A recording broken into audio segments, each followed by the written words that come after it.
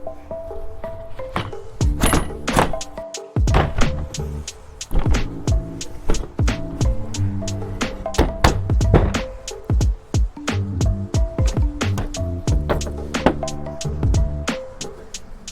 is going on, guys? In today's video, I'm going to be showing you all how to easily spool a spinning reel the correct way. So let's get straight into it. So the first thing you're going to want to do is obviously take off that old line if you still have it on your spinning reel. So let's go ahead and do that.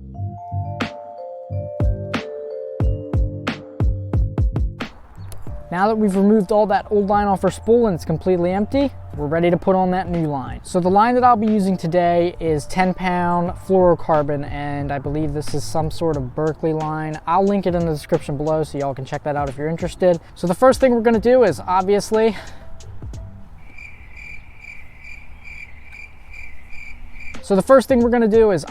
remove this little sticker thing off the line.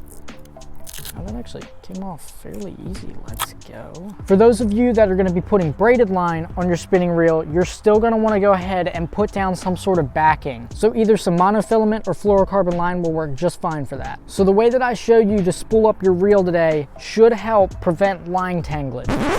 Tanglage? I don't think that's the right word, actually. So the specific way that I'm going to show you on how to do this should prevent you from getting as much line tangling going on. It's just going to make it a little bit easier. All right, so first things first, we're going to go ahead and take this line and put it through this bottom eye right here. You can put it through all of the eyes right away, but it's going to make it a little more difficult. So that's why I'm just putting it through this first one. So go ahead and pull some line through there. All right, so take your line. You're going to want to make sure that this goes underneath the bail like that. Once you got your line underneath the bail of the reel, you're going to want to wrap it around the reel part just like this. So it's just wrapped around that reel like that. So there's a couple different ways that you can secure your line to the reel. You could use like tape or something, but the way that I do it is I actually just use a Uni Knot to connect it right to the reel. So you never have to worry about that slipping or anything. If you aren't sure how to tie a Uni Knot, just click the link to my video up in the corner and I give a full rundown on how to do that.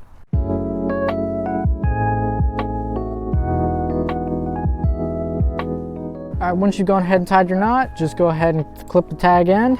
Make sure you clip the tag in, not your main line, or that's gonna suck and you're gonna have to restart. This next part is super important.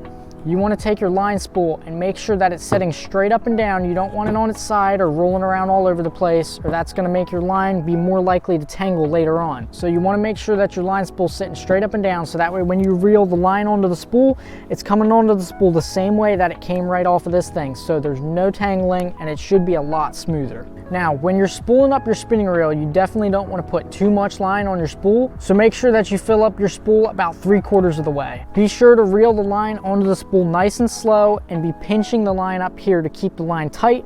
Also tighten up your drag on your reel so that way there's no loose line on the spool.